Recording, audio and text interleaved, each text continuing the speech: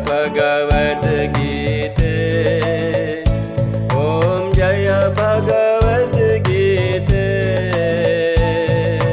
Hariya Kamala Viharini Hariya Kamala Viharini Sunara Supunite Om Jaya Bhagavad Gītā.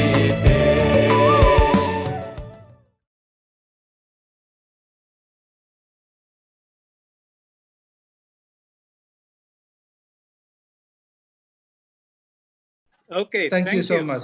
5 minutes, you. please. Thank you. Yeah, my namaste to all of you. And I would like to express my gratitude to Acharya Dharmadev for inviting me to participate. I've already learned so much from what I've heard from the previous speakers.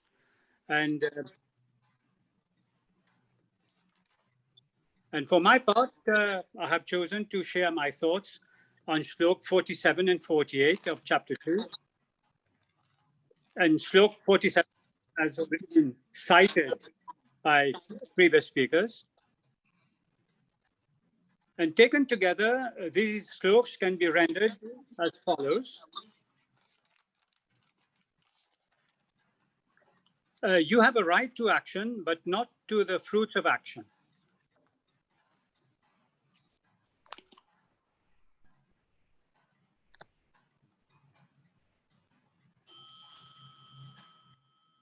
Hello, can you hear? Yes. So the translation can be as follows. You have a right to action, but not to the fruits of action. You should never engage in action for the sake of reward, nor should be attached to inaction. Perform action in the world, Arjun, says Krishna, as a man established in himself, without any selfish attachments, alike in success and defeat.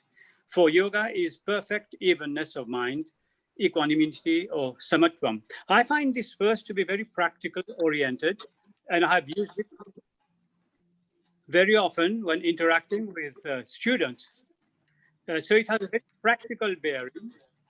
In addition to the self-inquiry path that Bhagavad Gītā advocates, I find that it is a practical guide to living because it makes us ready to confront the situations that we face in our day-to-day life.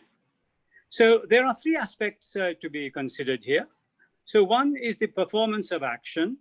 The second is the results of action. And the third is the attitude to the results of action.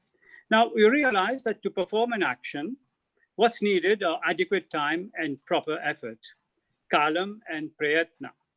And the results of action can be of only four types, equal to, more, less, or opposite to the expectation. Now, nobody enters into performing an action without expecting to have success, and especially when it concerns students.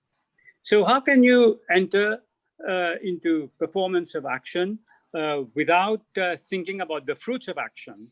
And this is the dilemma. And students, I find, often face this when they are approaching exams.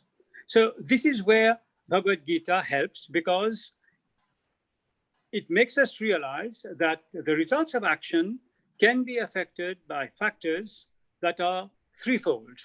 One is adhyatmika, that means arising from within ourselves, that means the body or the mind. The second is adhibhautika, that means arising from one's proximate environment, inside or outside of the house, for example. And then adhidevika, which refer to natural catastrophes such as floods, earthquakes, and all that, and also to the unknown factors that are collectively to be found in our sanchita karma, that means the accumulated karmas of the past. So on analysis, we will realize that we have some control over the first two categories, but none over the third category. This means, therefore, that the result of any action we perform, even to the best of our ability, is not entirely in our hands.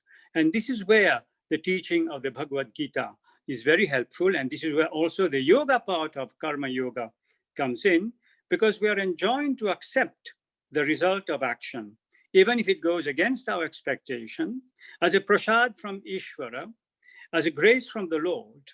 And this happens when we wholeheartedly dedicate the action to the Lord.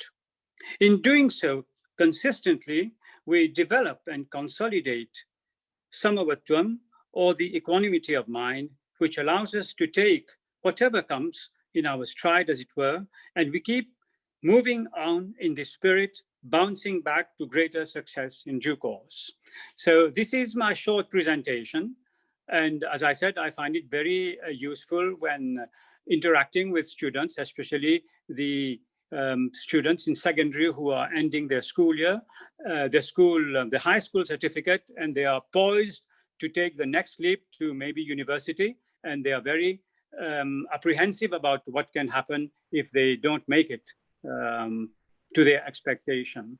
And I hope that you have found this interesting, and I look forward to further such meetings where, as we can see, we are already learning so much. So my namaste to all of you.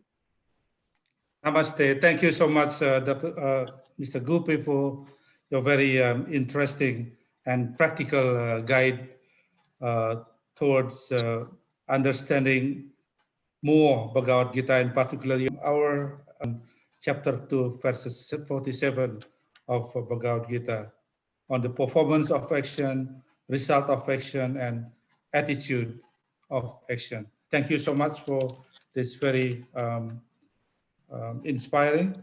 And I would like to give the floor now to the participants from Vietnam, Mr. Haris Daruman. You're with us, Mr. Daruman? Yes, sir. Yes, sir. I'm here. You have the floor, sir. Haripada